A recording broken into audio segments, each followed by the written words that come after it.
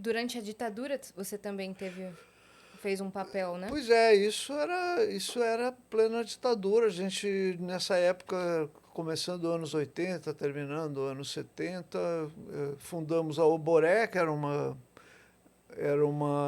agência que lidava com comunicação para sindicatos de trabalhadores. Então eu trabalhava na Placar, na Oboré, na Gazeta Mercantil. Com isso eu compunha o meu tempo profissional. Uhum.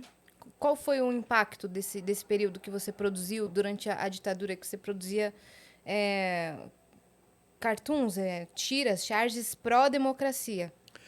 Qual foi o Sim, impacto que teve?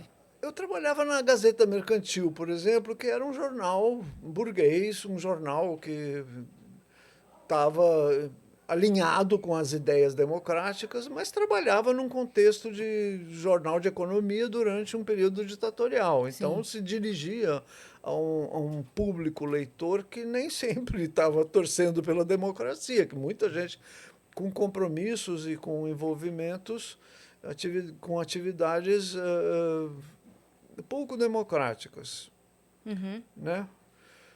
E dentro da Alboré eu estava ligada a sindicatos de trabalhadores. Aí eu já estava mais perto. Nesse tempo eu estava no Partido Comunista, PCB. E aquilo fazia parte de um projeto, de um projeto político também. Sim. A gente queria dotar os sindicatos de trabalhadores, a gente queria que os sindicatos de trabalhadores e os trabalhadores compreendessem a importância da comunicação, do jornalismo, do planejamento de campanhas e tudo, e foi o que a gente fez durante aquele tempo. 70 e 78, 79 foram as greves, né, do ABC, onde Lula começou e tal e tudo. Então Uhum.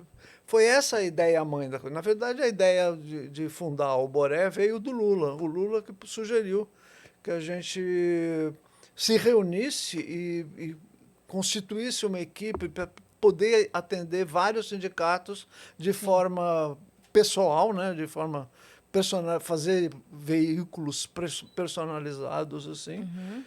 e amplificar, né, o trabalho de. Uhum. O Pasquim veio também dessa necessidade?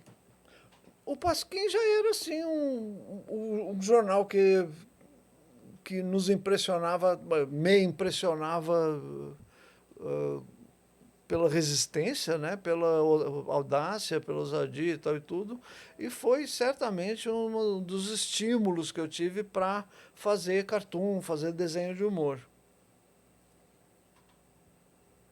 Outros estímulos também existiram, tipo o Quino. Nessa época, acho que foi no final dos anos 60 que eu vi pela primeira vez a Mafalda. Uhum. Alguém trouxe uma Mafalda de uma viagem e eu olhei aquilo e falei, nossa, é isso que eu quero fazer. Uhum. Até então você não tinha criado personagens. Não, não, eu tentava criar personagens, tentava. Eu confundo um pouco os anos em que essas coisas todas se deram. Uhum.